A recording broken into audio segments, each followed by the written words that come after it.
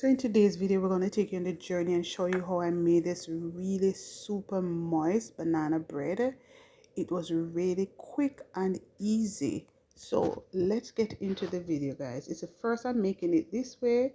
Let's see. The first thing I want to do is to preheat my oven. Of course, you just saw me doing that. Then the star of the show is our banana. It's the first time I'm actually using a fork. I normally blend my banana, but this time I decided to do something different. Then I went in with some sugar. So most time, guys, I put everything into a blender and just blend it. Makes the process easier for me, but I try to do it a different way this time around. I'm gonna go in with some melted butter. Of course, 1/3 cup, because remember, it's going to be really moist.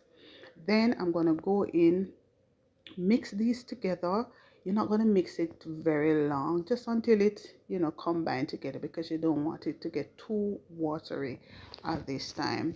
The next ingredient I'm going to go in is 2 eggs.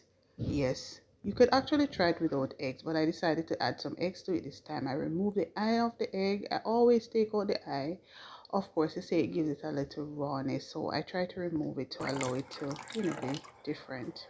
The next thing I go in with is some vanilla. So I'm basically using all the wet ingredients together first. After I mix these together, the next thing I'm gonna go in is my dry ingredients. I generally do 1.5 cup of flour, but this time around, because I want it to be super moist, I'm going in with 1 cup. So basically I actually had 2 half cups right there. Then I'm going to go in with 2 tablespoons of baking powder. I'm only using baking powder. I'm not using any baking soda, as naturally most persons like using baking soda, but I really don't like it. I go in with cinnamon, and I also go in with some nutmeg. If you have the authentic nutmeg, then go right ahead and use it. I use what I have. I always tell you, just use what you have. Guys, remember your baking tin should also be greased. I'm going with a pinch of salt as well. That is optional. You don't have to do it. And then I just sieve everything together, because I want it to be nice and fluffy and soft. I hope I get the outcome. So stay tuned. We're going to mix these together nicely, and just take your time to do it. Don't rush it, and you don't have to mix it for too long. Once you see everything combined together, then you're good to go. So we continue to mix. And guys, if you're enjoying the video so far, this is a great time to hit the thumbs up, and I want to thank you so much. And if you're not a part of the family, you can join the family. Go right ahead and hit that subscribe button. Thank you so much for doing that. Now this is my baking tray, or my baking tin. I want to pour the butter in, and of course my oven was already preheated. So once I'm done, I will go in, and I'm going to make sure everything is just a little bit level. So hence the reason you see I'm shaking it a little bit.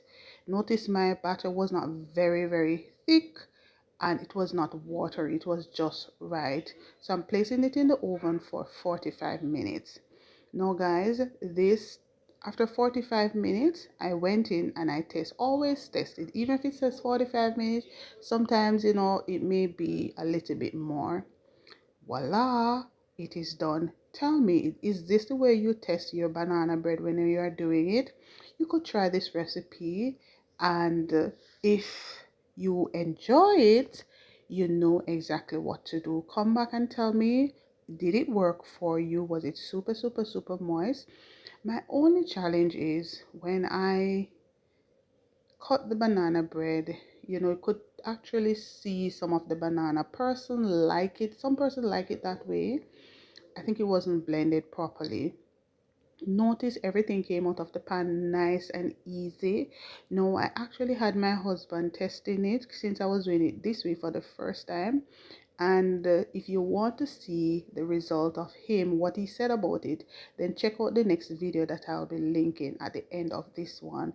And so he actually gave me a great review, a real detailed one, so you can check it out and hear what he had to say about it. But overall, I thought this came out pretty good, and you could actually try this recipe, come back and share if it worked for you.